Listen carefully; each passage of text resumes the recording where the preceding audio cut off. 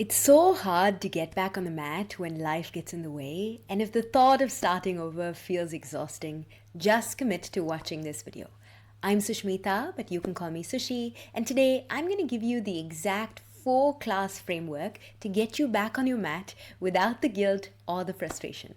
You see, for over a decade, I've been teaching ambitious, driven people just like you, and I help them use the technique of Ashtanga Vinyasa to build this laser-sharp focus, melt away all the stress. But most importantly, I notice this time and time again, when people get derailed because life happens, they're right back to square one. But what if I told you that there's a simple, actionable blueprint that you can apply the next time you know that you've fallen off the bandwagon? And in the next few minutes, I'm going to just pull back the curtain and reveal this exact 4-class sequence that I teach all my private clients. And if that's something that you'd like to explore, make sure you check out the link in the description below where you can book a call with me. But do that after you watch this video. Before we begin, let's just clear something up. What actually counts as being inconsistent? Is it missing a week, 2 weeks, a whole month? Here's my take. Inconsistency is any break that makes you feel like you're starting from scratch. That's it. And it's completely normal. Why does it happen? Usually it's because life gets busy, you miss your favorite teacher's class, or you fall into this trap of thinking all or nothing, where if you can't make it to a 60-minute class, then nothing ends up happening, and then you just end up skipping that day, and suddenly that one day becomes a week, and then a month, and then you don't know, and you end up where you are today. And the longer that you wait, the bigger and scarier this comeback feels. But here's the good news. You're not alone, and you're definitely not broken. Every yogi, yes, even teachers included, myself included, we all go through this. And I've been there. Last year, I remember I was going through a family emergency and I couldn't practice for almost 3 weeks. And my mat was sitting there just collecting dust. And I was wondering, how do I get back to the same place where I was able to do all of those asanas? And the first week when I got back, when I finally had the courage and the support to really get back, I saw myself just going through really beginner stuff, and it was honestly super humbling. I felt stiff, I felt uncoordinated, and honestly I was a bit embarrassed because I noticed myself demonstrating in classes and I was like, why can't I no longer do a headstand? And even though it felt like going back to this beginner phase, that's all it is. It's just accepting that it's okay to feel like a beginner once again. And when I allowed myself to feel like a beginner, I followed my own 4-class roadmap that I'm about to tell you now. And within 10 days, I felt more grounded than before my break. Think of this 4-class roadmap as your gentle, realistic guide to getting you back on track. Now, I know some of you might just be rejecting this, saying, oh my gosh, I can do this in one class. I was always able to do this. I can do crow pose again. But be realistic, lower your expectations, and allow 4 classes to pass before you judge your progress, or before you say, oh my gosh, I've just slipped so bad, I can't do anything about it, and give up entirely. The first class, let's call this one the Reawakening, is going to be the worst.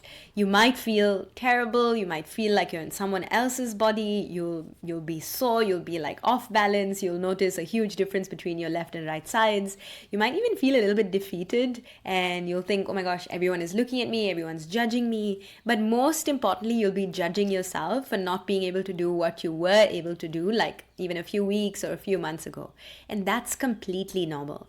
Your only job is to show up and breathe. So don't quit. If you're in a physical class, don't leave the class, don't close the video. Just feel that wave of relief that comes from stretching your body. This is your first win. And most people end up quitting here because they just think, okay, yoga is an experience that I do at a park once a month, and they don't end up sticking with it.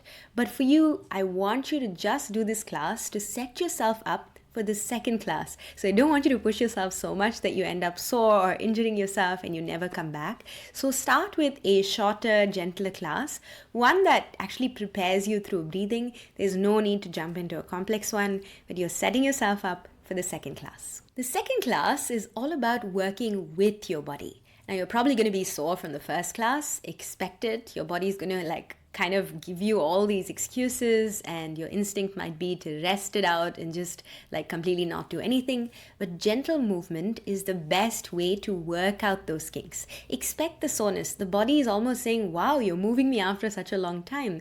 And yoga isn't about putting yourself in more pain. It's about releasing what the body is already holding. All the chronic tension slowly gets released as you come back to the mat. You focus on your breath, and maybe this time you've got to use props or blocks or straps or whatever you need. But remember that you're learning to work with your body, not against it. So even if you're used to doing a posture that's really advanced, try and take it down a notch. Try and give yourself an intelligent concession so that you set yourself up for success. So if you've made it to class 3 and you haven't left a 3-day break in between, and congratulations, you deserve a cookie. But this is where life tests you. It gives you mental and emotional hurdles to really test your resolve. And life tends to trip you up by either you have like an argument with your spouse, or your kids are late for school and there's a disagreement, or something in your internal landscape, your emotional landscape is disturbed, and you come to the mat with this disturbance. Your mind and your body feel disconnected and you're so caught up on what happened.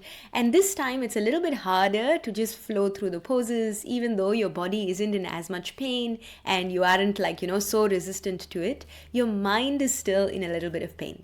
And this is where I want you to be super gentle with yourself. So even if you're able to do a lot more on that day, just physically, energetically, I want you to be gentle with yourself and do the same postures. Do as much as you want to, but just take a gentler, more feminine, softer approach to it. And maybe that day's practice involves a longer closing sequence. Maybe it involves like turning up the music and putting something soft, something healing, something relaxing.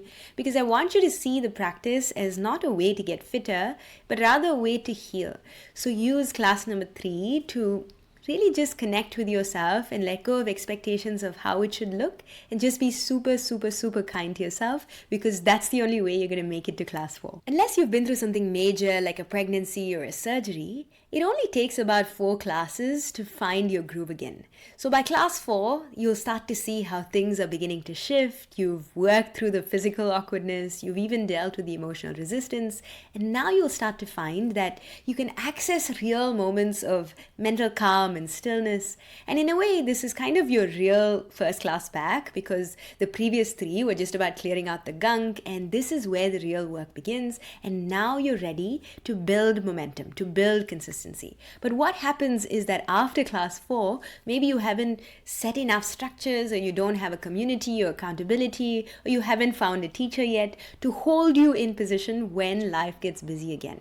So just remember, this is not the first time or the last time this is going to happen. So you need a strategy in place. Now that you've actually given yourself the time to go through those 4 classes, you haven't judged yourself, and you're back to where you were before you took a break, how do you avoid another long break? The key is momentum. If you only practice once a week, you'll always stay stuck in that first class back phase. You can't space these classes out in a month. You can't do once a week. To really move forward, try not to leave a gap of more than 3 or 4 days between each of these sessions, because then you'll end up going back to square one and you won't actually build enough momentum to feel like this is working for you. But think of your yoga journey as kind of like a game of snakes and ladders. Every consistent class, every time you show up on the mat, is a ladder up. But every long break, every time you let life just take over, you just end up starting all over. But unlike a game, you never actually end up going back to the beginning. Each time you return, you're a little bit more wiser, you're a little bit more compassionate to yourself, and you have a new chance at starting this journey with a beginner's mind. If you're finally ready to stop the cycle of starting and stopping, and you want a personalized roadmap to finally make yoga a habit, then book a free 30-minute assessment call with me. We'll dive into your challenges, your goals, and I'll create a custom plan with you, and I'll share how my Yoga Mastery program can help you build this unshakable practice that you so deserve. The link is in the description below, and these calls fill up fast, so don't wait, just book your call today, because sometimes a break is exactly what we need to help us rethink our whole life, help us rethink our whole practice, and you might come back with a different body, and you might be open to getting more help and have a new perspective, or even explore a more authentic reason to practice. So let go of any any guilt you might have and embrace where you are right now. And if this video helped you in some way, shape, or form, then don't forget to subscribe to my YouTube channel, and I look forward to seeing you in the next one.